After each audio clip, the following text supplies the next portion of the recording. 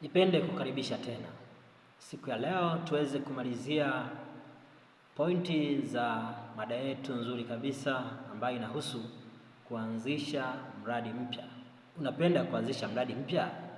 Nifuatie katika chaneli yangu. Tulishajifunza pointi ya kwanza mpaka pointi ya 8 kuhusu namna gani unaweza kuanzisha mradi mpya. Mambo gani unaweza kuyazingatia katika kuanzisha mradi mpya. Leo nitaeleza pointi nyingine 2 ili tuweze kukamilisha mada yetu nzuri kabisa. Pointi namba 8 unayotakiwa kuzingatia katika kuanzisha mradi mpya ni ushindani. Lazima ujue kwamba katika biashara unayoifanya au katika mradi mpya unaoelekea kufanya kuna ushindani upo. Je, ushindani ni wa kawaida au ushindani ni mkubwa? Kama unaona ushindani ni mkubwa, lazima uzingatie pointi hizi 2. Pointi ya kwanza, fanya mashindani wako. Wafahamu washindani wako. Lazima uwafahamu. Hauwezi kufanya biashara bila kujua washindani wa biashara yako. Lazima uwafahamu. Lakini pointi ya pili tena kuzingatia katika kipengele hicho ni uwe na ubunifu wa tofauti. Kila mtu ana ubunifu wa namna ya tofauti. Sasa na wewe uwe na ubunifu wako wa tofauti. Yawezekana labda unauza mandazi, ni mradi kwa ajili ya kutengeneza mandazi. Mandazi yako yaboreshe kuliko yale ya wengine, ili yawe na mvuto wa tofauti. Mtu anapokula apate testi ambayo ni tofauti na ya wengine, ili aweze kufuata mandazi yako. Kama ni ufugaji, basi boresha mifugo yako iwe na ubora. Kama ni kilimo, basi boresha kilimo chako. Kwa hiyo katika ushindani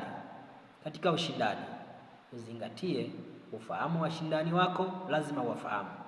Kisha wafahamu, basi uweke ubunifu wa tofauti kuliko washindani wako. Na pointi ya mwisho kabisa ambayo inaweza kukusaidia katika kuanzisha mradi mpya, ndugu msikilizaji wangu na mtazamaji wangu, ni ufuatiliaji na tathmini. Ufuatiliaji na tathmini.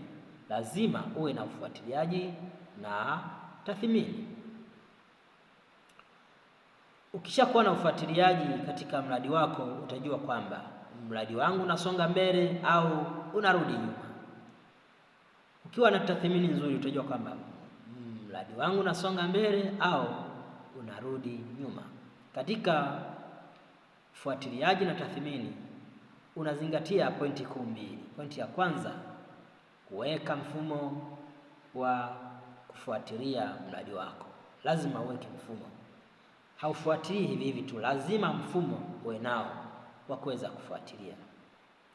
Kama ubunifu wa kufuatilia katika mradi wako hauna, basi kwa kumshirikisha mtaalamu ambaye alikushauri katika kuanzisha mradi huo, anaweza kukusaidia.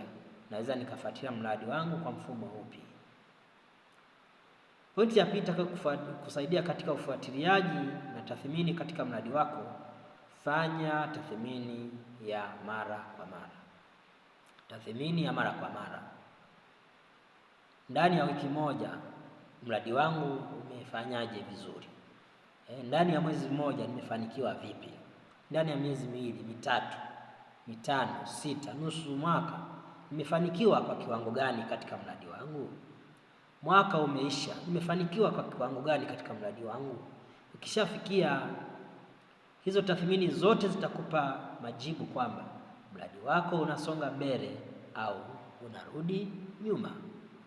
Na ukishaona kwamba katika tathmini zako mambo gani yanakosekana, ni dhahiri kwamba utaboresha mradi wako ili uweze kupiga hatua katika mradi wako.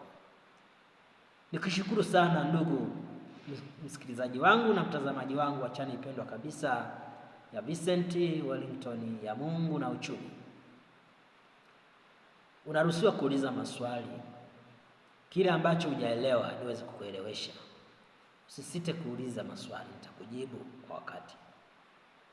Lakini usisahau kwamba unatakiwa kunifollow katika channel yangu ya Vincent Wellington, katika channel yangu ya YouTube na mifumo mingine yote, ili uweze kupata mafundisho mazuri kabisa.